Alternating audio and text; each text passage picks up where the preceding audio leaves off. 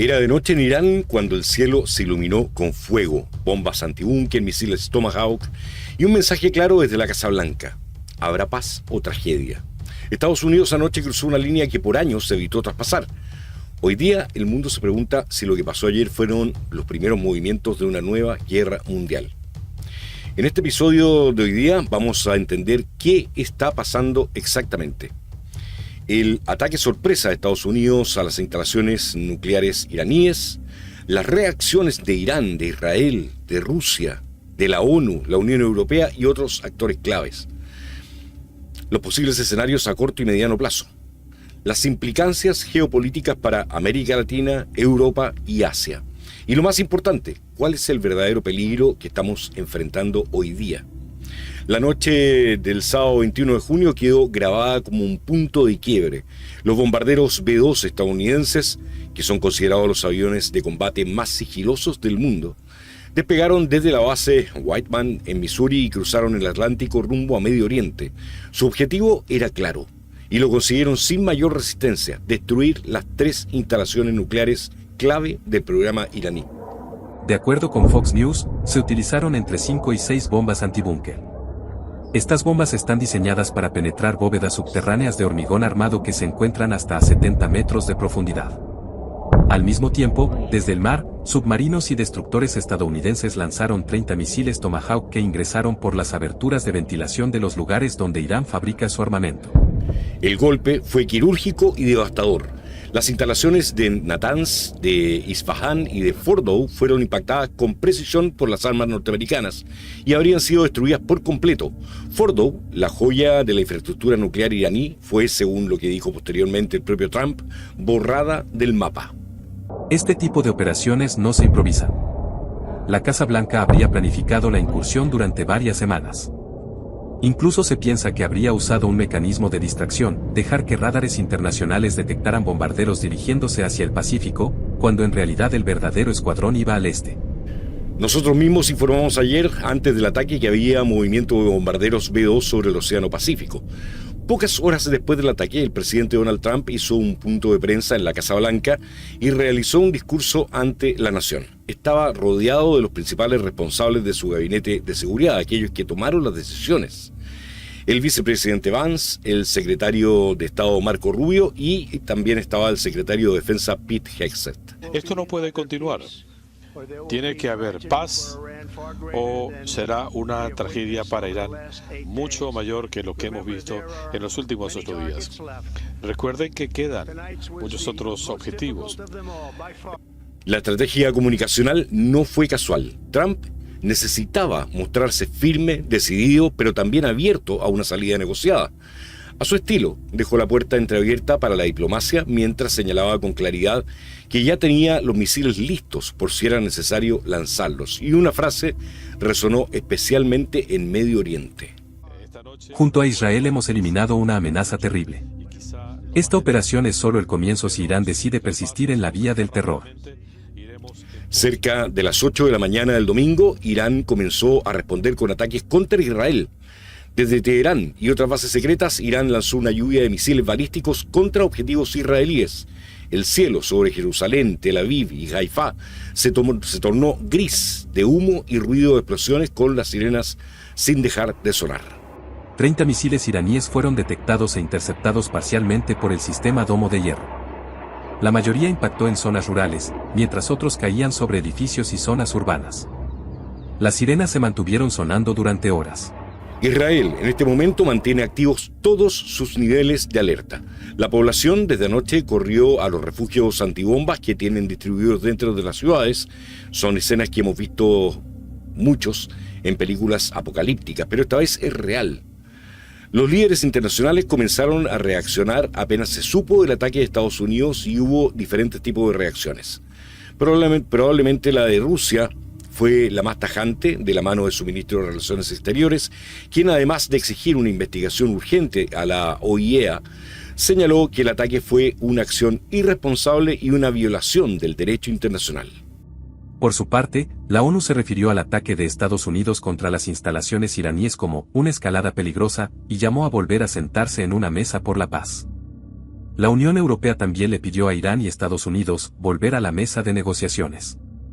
Hasta ahora, desde Europa el único país que estaría respaldando a Estados Unidos es el Reino Unido, que de todas formas pidió que exista contención para que esto no siga escalando. Incluso hubo declaraciones de protesta contra el ataque norteamericano que salieron desde Latinoamérica, desde acá. Y en específico, el presidente chileno Gabriel Boric señaló que condenaba el ataque, afirmando que bombardear centrales nucleares es ilegal, según el derecho internacional. Al parecer, ningún asesor le informó a Boric que no se trató de centrales nucleares, sino de instalaciones militares y de enriquecimiento de uranio, donde se construían bombas atómicas. Por su parte, Irak, Omán, Arabia Saudita y los rebeldes hutíes también se pronunciaron. Algunos de ellos avanzaron informando que esto lo toman como una declaración de guerra, y que los ciudadanos norteamericanos que se encuentren dentro de la región de Medio Oriente iban a ser atacados como enemigos de guerra. Estados Unidos ya está trasladando a los funcionarios de sus embajadas e instalaciones a lugares más seguros.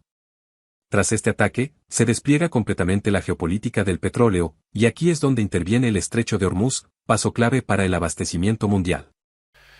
En todo lo relacionado con esta guerra, siempre se manejó como posibilidad que se obstruyera el estrecho de Hormuz, uno de los puntos más sensibles para el abastecimiento del petróleo al resto del mundo. Por ese paso marítimo transita el 30% del petróleo que se distribuye al resto de los países del mundo. Un ataque o bloqueo ahí va a afectar directamente los precios del crudo, la inflación global y el comercio internacional. Así que es muy probable que tengamos que ver una nueva alza de precios en todos los bienes, no solamente en el precio de los combustibles. Efectivamente, Irán ya estaría disponiendo el uso de minas navales, lanchas de ataque rápido y misiles costeros para impedir que los cargueros de petróleo puedan atravesar el estrecho de Hormuz. Por su lado, Estados Unidos tiene a su quinta flota ya instalada en Bahrein, lista para responder en caso de que estos bloqueos se realicen, pero cualquier enfrentamiento más en este momento podría provocar un desastre económico de nivel planetario.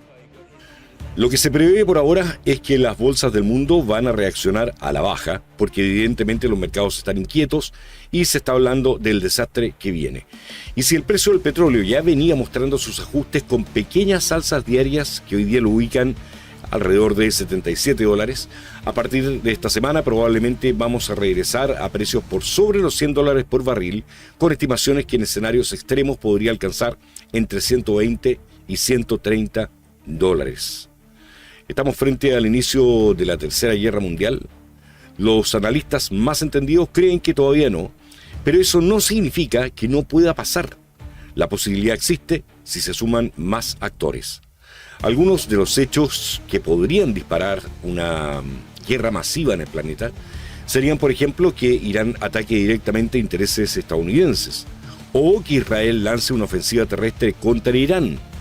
O también puede ocurrir que China o Rusia tomen partido abiertamente contra Israel, o también algo tan simple y tan esperado a nivel mundial como que colapse definitivamente la diplomacia de la ONU y esa organización desaparezca gracias a estos eventos, lo que le podría dar chance a Irán y otras naciones para involucrarse directamente a favor de uno o del otro.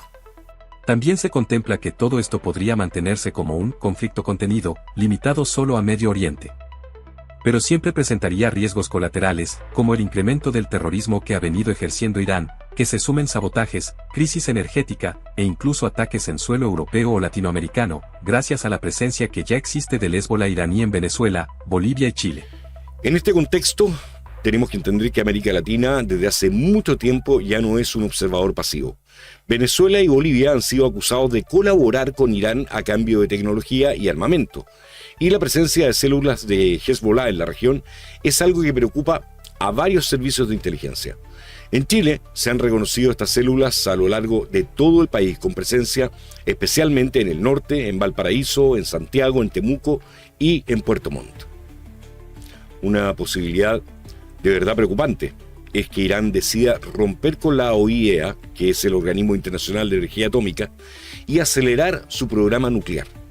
Incluso ahora que las instalaciones atacadas están destruidas, el conocimiento, el personal y los recursos siguen presentes y nadie sabe con certeza cuántas instalaciones nucleares más tiene ese país. Podría ser una, podrían ser 5, 10 o 100, porque Irán viene desde hace décadas desarrollando su plan nuclear por fuera de los acuerdos internacionales y todas sus instalaciones las tienen ocultas bajo tierra. Se calculaba que Irán estaba enriqueciendo el uranio al 50%, pero la información más reciente confirma que Irán ya enriquece uranio al 60%. El 90% es considerado grado armamentístico. Si abandonan el Tratado de No Proliferación e insisten en seguir por el camino que han venido desarrollando con sus instalaciones subterráneas, podrían lograr una bomba nuclear en solo algunas semanas, o a lo más un par de meses.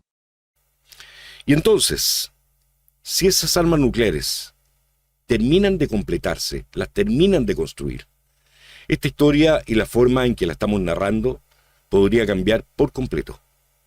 Un Irán nuclear podría detonar una carrera armamentista atómica en toda la región.